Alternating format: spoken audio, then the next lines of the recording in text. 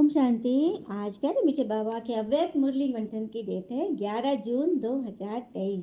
तो आज का ये दिन बहुत बहुत बहुत इम्पोर्टेंट, मुझ आत्मा की जिंदगी का बेहद खुशी का दिन है। बहुत सुंदर अनुभव होने वाले हैं। जिंदगी की बहुत बड़ी एक नई रस्म आज पूरी होगी। तो आप सबकी दुआएं शुभकामनाएं मेरे साथ है ही। बस इसी तरह से मुझे जीतना है और जिताना है। ठीक है। तो टाइटल है आज का, निश्चय बुद्धि की निशानियां, निश्चित विजय और सदा निश्चित स्थिति का अनुभव। तो आज जो मेरी जिंदगी में विजय हो रही है, ये मेरी निश्चय बुद्धि की निशानी है। तो निश्चय भगवान पर और बुद्धि बुद्धि योग भगवान के साथ लगा हुआ, यही है निश्चित विजय की निशानी। तो आज बाबा ने जो मुझे चलाई है एकदम परफेक्ट, बहुत शानदार। सभी ध्यान से सुनेंगे, पॉइंट्स भी नोट करेंगे। तो आज सर्व बच्चों के रक्षक और शिक्षक बाप दादा अपने सभी ब्राह्मण बच्चों के फाउंडेशन को देख रहे थे। ये तो सभी जानते हो कि वर्तमान श्रेष्ठ जीवन का फाउंडेशन निश्चय है। किसी बिल्डिंग का फाउंडेशन नींव मजबूत हो तभी तो बिल्डिंग सालों साल चलता है ना। जितना निश्चय रूपी फाउंडेशन पक्का होगा, उतना ही आदि से अब तक सहयोगी निर्मल स्वभाव, शुभ भावना की वृत्ति और आत्मिक दृष्टि सदा नेचुरल रूप में होगी। हर समय चलन और चेहरे से उनकी झलक अनुभव होती है, क्योंकि ब्राह्मण जीवन में सिर्फ जानना नहीं है कि मैं ये हूँ या बाबा ये है। जानना का अर्थ है मानना और फिर है चलना। भक्ति में तो जान गए, देव ये दुर्गा देवी है, ये लक्ष्मी देवी है, ये सरस्वती देवी है, ये गायत्री है, ये सुबोले बाबा शंकर, सब जानते हैं, लेकिन मानते कितना है और चलते कितना है। तो बाप दादा देख रहे थे, जो भी बच्चे अपने को ब्राह्मण कहलाते हैं वो सभी ये फलक से कहते हैं कि हम निश्चय बुद्धि बच्चे हैं। तो बाप दादा सभी निश्चय बुद्धि बच्चों से पूछते हैं, जब आप सभी कहते हो कि हम निश्चय बुद्धि विजयी हैं, तो कभी विजय कभी हार क्यों होती है? जब कभी कभी थोड़ी हलचल होती है तो क्या उस समय निश्चय खत्म हो जाता है? जब निश्चय बुद्धि सदा हो तो विजयी सदा हो ना, कि बीच बीच में घुटका और झुटका होता है और अटक जाते हो, भटक जाते हो। निश्चय का फाउंडेशन चारों ओर से मजबूत है, या चारों ओर के बजाय कभी एक और कभी दो और ढीले हो जाते हो। कोई भी चीज को मजबूत किया जाता है तो चारों ओर से टाइट किया जाता है। क्या बात है। कोई भी चीज को, फिर कहीं का पौवा भी लगा दे, पलंग का पौवा चाहो तो पूरा टाइट करेंगे तभी तो। नहीं तो थोड़ा भी ढीला रहेगा तो पलंग तो लटक जाएगा, टेढ़ा हो जाएगा, सारे नट्स भी फेंका जाएंगे। तो कोई भी चीज को अगर टाइट करना है तो चारों तरफ से टाइट रखो। अगर एक साइड में थोड़ा हलचल हुआ तो हिलेगा। तो चारों प्रकार का निश्चय अर्थात, चलिए चार प्रकार का निश्चय क्या क्या है, चार पौवे कैसे हम अपने जीवन के टाइट करेंगे। पहला है बाबा में निश्चय, दूसरा है आत्मा में निश्चय, तीसरा ड्रामा में निश्चय, चौथा ब्राह्मण परिवार में निश्चय। जिस आत्मा ने भी आपको ज्ञान सुनाया वह आपका परिवार है। इन चारों बात में निश्चय, बाबा में, आत्मा में, ड्रामा में और परिवार में निश्चय। ये चार ही तरफ से निश्चय को जानना नहीं, लेकर मान कर चलना। अगर जानते हो लेकिन चलते नहीं हो तो विजय डगमग होती है। जिस समय विजय हलचल में आती है तो चेक करना कि चारों तरफ से कौन कौन सा हलचल है। बाप दादा देखते हैं कई बच्चे को बाबा में तो पूरा निश्चय है, इसमें पास है, लेकिन अपने आप में जो निश्चय चाहिए उसमें अंतर पड़ जाता है। जानते भी है, कहते भी कि मैं ये हूँ, मैं ये हूँ, लेकिन जो जानते हैं लेकिन मानते नहीं और चलते नहीं तो फर्क पड़ जाता है कर्म में। एक तब तो सोचते हो मैं मास्टर सर्वशक्तिवान हूँ, विश्व कल्याणकारी हूँ, लेकिन दूसरी तरफ, हाँ, दूसरी तरफ माया को भी बुला लेते हो, क्यों क्या में चले जाते हैं, तो विजय नहीं होती ना। तो मास्टर सर्वशक्तिवान है लेकिन ये परिस्थिति बहुत बड़ी है, ये बात ही ऐसी है, तो क्या ये निश्चय के बोल है? नहीं ना। कहते वह सोचते मैं विश्व कल्याणकारी, लेकिन विश्व को तो छोड़ो, स्व कल्याण में भी कमजोर होते हो। अगर समय उन्हें कहे कि क्या स्वयं को परिवर्तन कर स्व कल्याणकारी बने हो, तो जवाब क्या देंगे? अभी तो चल रहे हैं, हो जाएगा, ये बात बदलना तो बड़ा मुश्किल है। तो विश्व कल्याणकारी कहेंगे इसको, या कमजोर कल्याणकारी कहेंगे, या कमजोर आत्मा कहेंगे, क्या कहेंगे? तो स्व में भी परिस्थिति प्रमाण, समय प्रमाण, संबंध संपर्क प्रमाण, निश्चय रूप में विजय, ऐसे निश्चय बुद्धि की विजय होती है। तो स्व में भी, खुद में भी निश्चय, बाप में निश्चय, ड्रामा में निश्चय और अपने परिवार में भी निश्चय कि जो कुछ भी जो कर रहे, विघन डाल रहे, वो सब सही है, हमारे लिए है, हम इससे आगे बढ़ेंगे। जितना ठुकाएंगे उतना हम मूर्ति बनेंगे। तो मैं कौन सी आत्मा हूँ ये भी पक्का है। ऐसे निश्चय बुद्धि की विजय भी इतनी निश्चित है। हार असंभव है और विजय निश्चित है। सुना क्या बोले बाबा?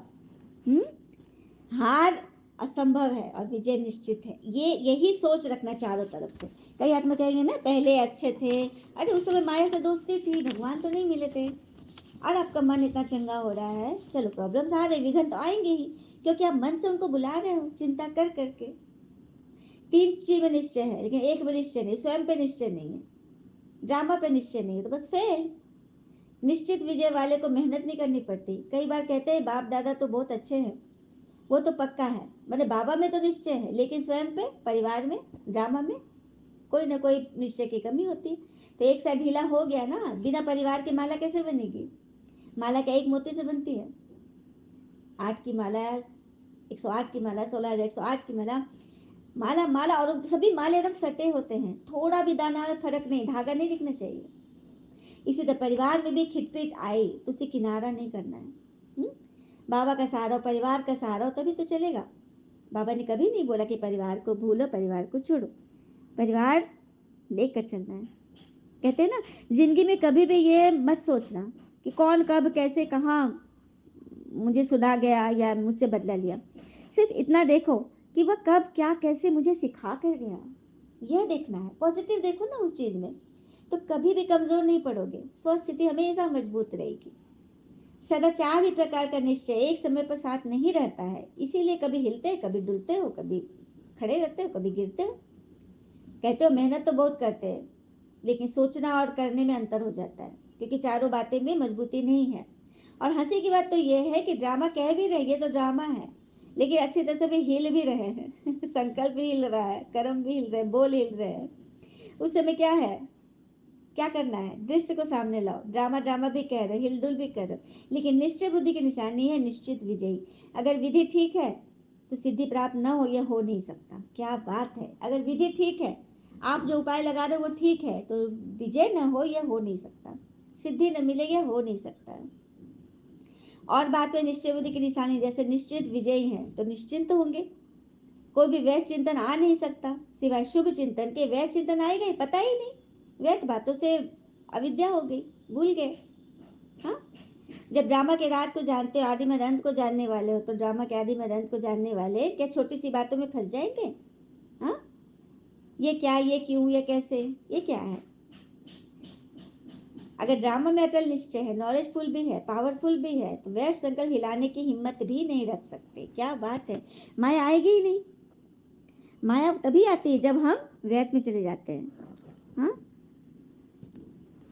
माया को बुलाते हैं हम, विचारों से बुलाते हैं। कभी ये मत सोचो क्या हो गया, क्या है, ऐसे होना चाहिए, नहीं, बाबा को सौंप दो। होशियारी दिखाते हो ना समय प्रति समय। कल्प वृक्ष के सभी पत्तों को जानते हो कि नहीं? सभी वृक्ष के फाउंडेशन में बैठे हो, ये कल्प वृक्ष के हम सब पत्ते तो हैं। ब्राह्मण परिवार क्या है, एक एक पत्ता है जो वृक्ष के फाउंडेशन के तले बैठे हैं। भगवान है बीज रूप, और हम सब तना, टाल, डालिया, फूल, फुलैया, पत्ते, हम सब मददगार बच्चे हैं। बाबा के आगे ही तो फरियाद करते हैं ना कि आप मददगार होना, आप रक्षक होना, आप ये होना, आप वो होना। तो फरियाद करना अर्थात अधिकार गंवाना। बाबा कहते याद करो, फरियाद मत करो, मांगो मत मुझसे। एक बच्चा अपने पिता से मांगता है नहीं, इसका हक होता है। तो कौन सा निश्चय कमजोर है ये चेक करो, फिर चेंज करो जल्दी से। सिर्फ चेक चेक चेक मत करते रहो, नहीं तो बस चेकर बन जाएंगे, चेंजर नहीं बनेंगे। हाँ, चेंजर बनना है ना। बहुत काल से स्वयं में दिल शिकस्त के संस्कार पक्के होते जाते हैं, तो उसको चेंज कर लो, चेक एंड चेंज। नहीं तो दूसरे से अगर माया कहेगी नहीं तुम्हारे में शक्ति नहीं है, तुम हो ही कमजोर, तो युद्ध चलेगी। अंत तक वैर संकट तो आएंगे ही आएंगे। उन्हीं भूतों को यमदूतों के रूप में आते हैं ना, उनको भगाना है। ये वैर संकट अपनी कमजोरियां, यही यमदूत का रूप है।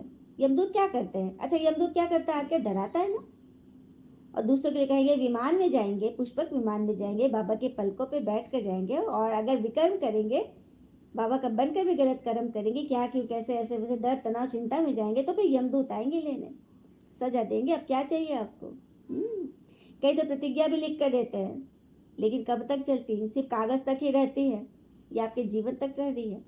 हाँ, फिर मधुबन वासी को बाबा ने बोला कि आप सबको तो विशेष बाप दादा का स्नेह है आप सब पर, क्योंकि आप भगवान के घर में ही रहते हैं और सारा जीवन समर्पण कर दिया।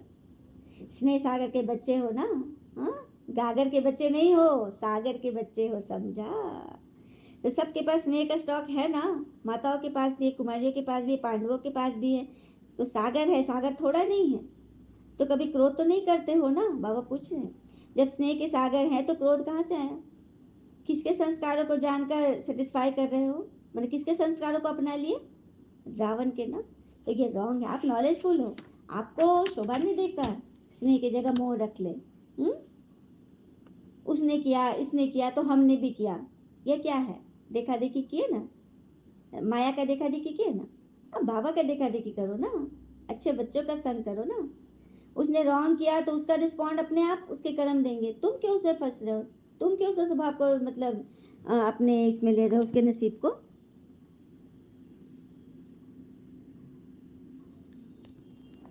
अपने अपने सबके अपने हिसाब किताब अपने अपने हैं।